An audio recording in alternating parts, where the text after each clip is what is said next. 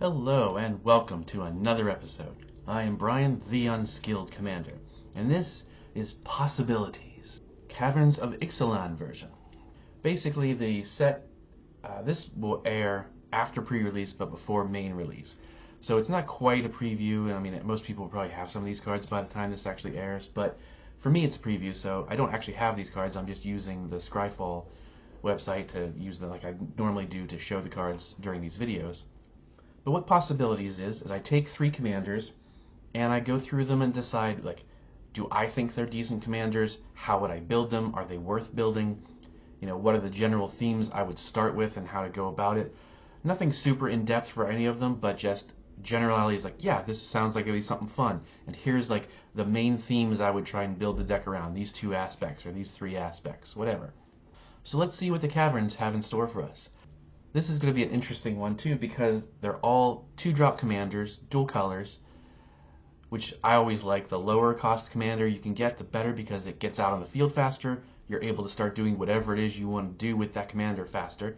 And if it gets blown up or bounced to your hand or whatever, well, going to your hand doesn't matter. But going back to the command zone, it can still be cast multiple times for a reasonable amount of mana before it starts getting too expensive to redo.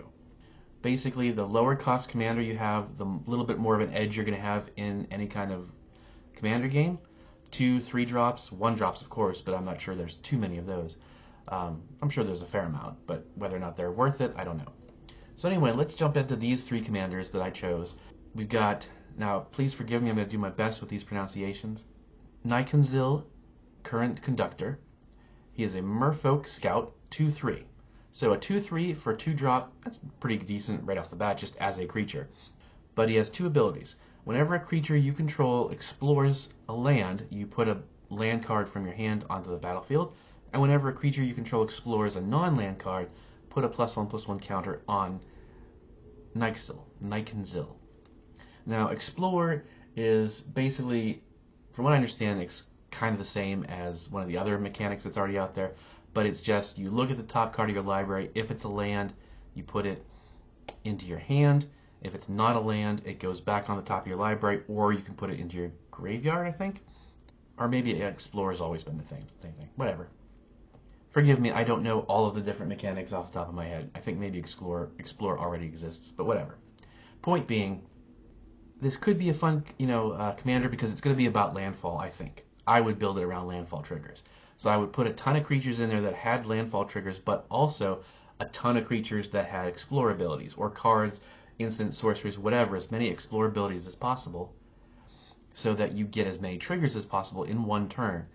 So that you're always like, and the best part about him is whenever you explore a land, you can just put it onto the battlefield. So it's going to ramp you, plus green already contains ramp, so you might actually be able to cut back on the ramp spells because your commander natively is going to help ramp you anyway. You don't have to put more into that. I'd still put a couple, like probably 5 ramp spells in there, your normal ones like Kadama's Reach or whatever, something cheap ramp spells that get you some lands out there quick. But otherwise, I would definitely build around his abilities. And then you're going to put a bunch of +1/+1 counters on him. So maybe you want to focus on commander damage. I would definitely utilize them as a commander damage commander, but I don't think I would rely solely on it like some of my other decks. I would definitely try and utilize all the other creatures that you're putting into play. Now, depending on the power and toughness of those creatures, I would want to keep them also low cost, like 4 drops and under, so that you're dropping a couple of them a turn.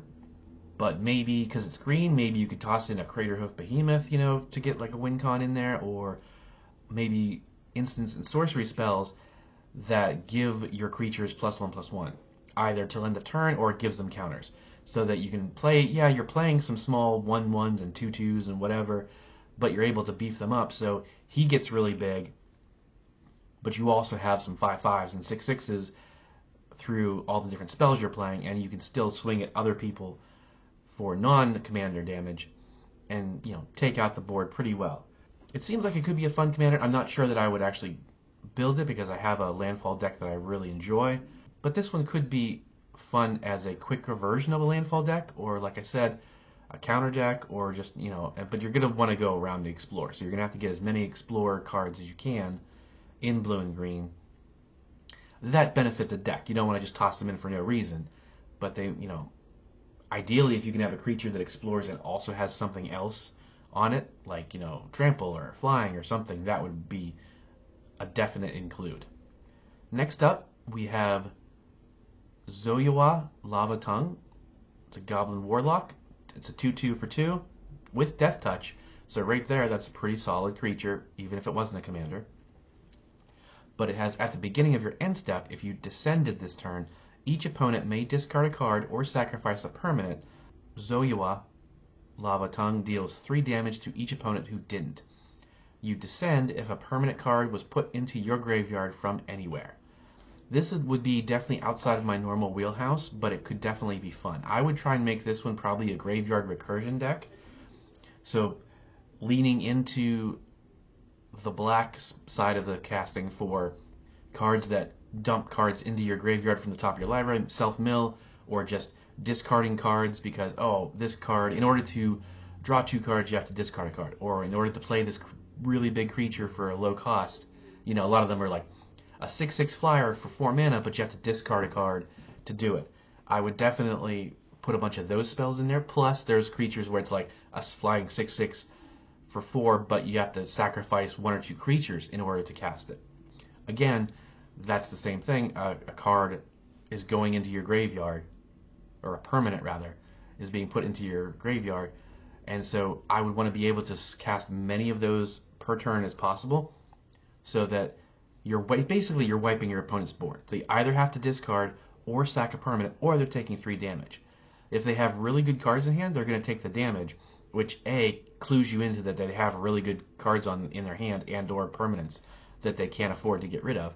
So that can help you know if you have any targeted removal, I better start getting some of their creatures off the board or forcing them to discard. And that would be something fun with this deck, is I would also add in a heavy discard theme. That's like it's in my Shieldred deck.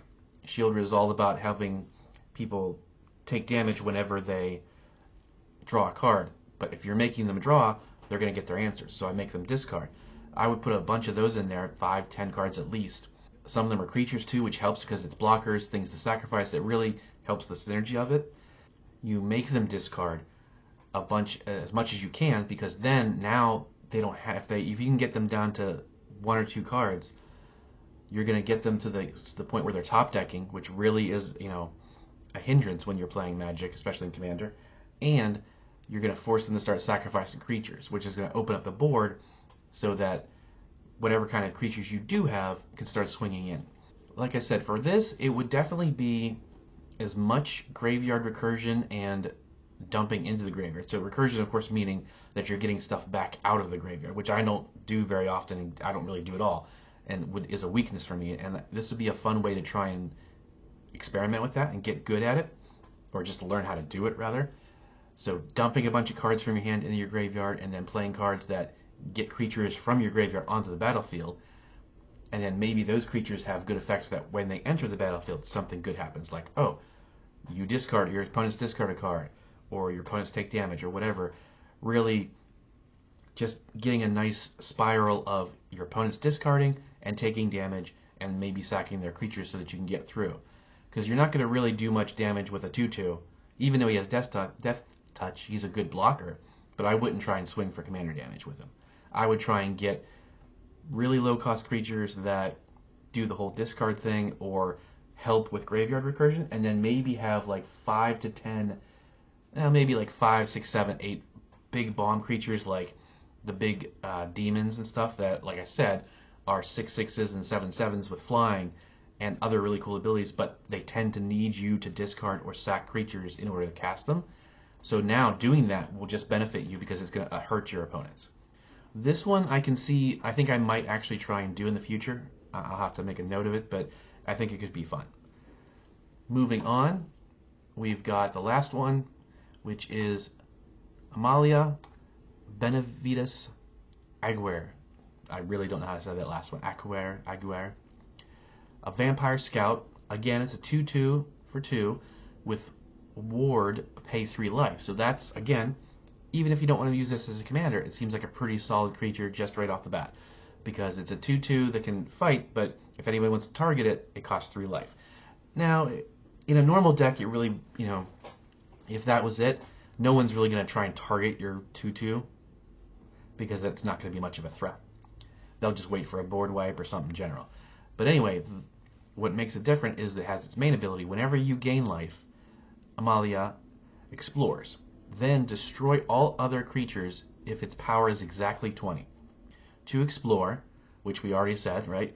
You reveal the top card of your library, put that card into your hand if it's land, otherwise put a +1/+ counter on a creature, on that creature, and then put the card back on the top or in your graveyard. Okay, I was right.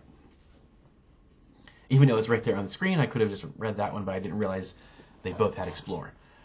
So right there, I do have 2 commanders on my list that are exploring here, but they're doing completely different things. Obviously, this is going to be a life gain deck because you're going to want to have a lot of low drop creatures and spells of whatever kind that gain you a life. It doesn't matter if it's 1 life, 2 life. It doesn't matter how much, because whenever it happens, you're going to explore. You're probably going to want to have some like Reliquary Tower and Thought Vessel so that you have no maximum hand size, because if you do it right, you're going to be drawing a bunch of lands and putting cards back on the top. Now, obviously, if you put a non-land card back on the top of your library and you keep exploring in that same turn, it's going to be the same card. But a non-land card gets a +1/+1 counter on Amalia. Work towards the 20 power and toughness.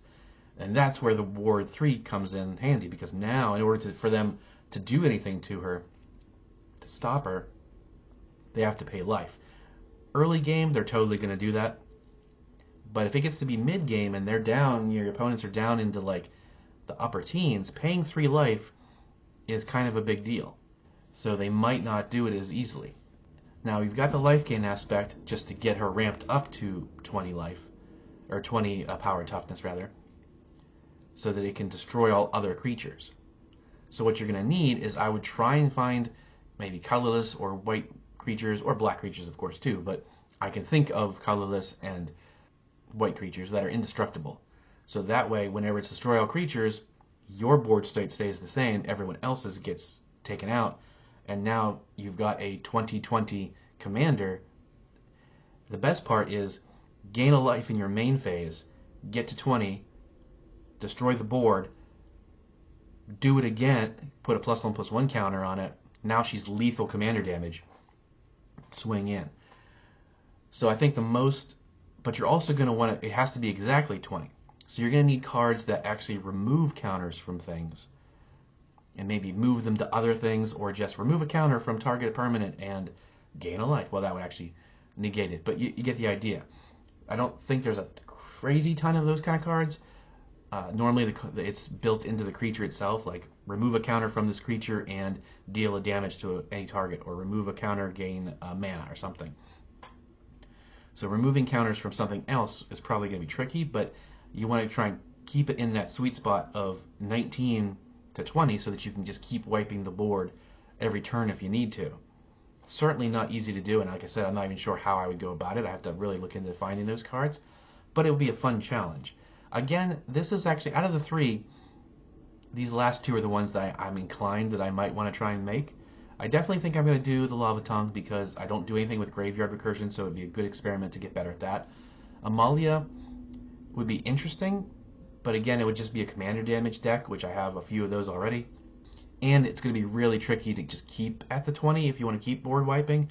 Otherwise, you're going to be lucky if you get 1 board wipe off before people are constantly exiling and destroying Amalia so that it costs more and more to cast her. Not entirely sure. It struck me as a fun idea when I first read it. I'm not sure how viable it would be for like a full-on deck, but it's something to consider. So there you go. That's how, generally speaking, I would attempt to begin these 3 commanders, going off of the cards I had, stuff like that, seeing how they worked, and then slowly trying to buy more cards to make them better.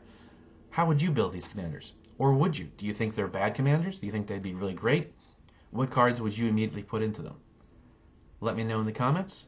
If you're not already subscribed, I'd really appreciate it if you went ahead and did that. Maybe throw some likes around on some of the videos. And I will see you next time.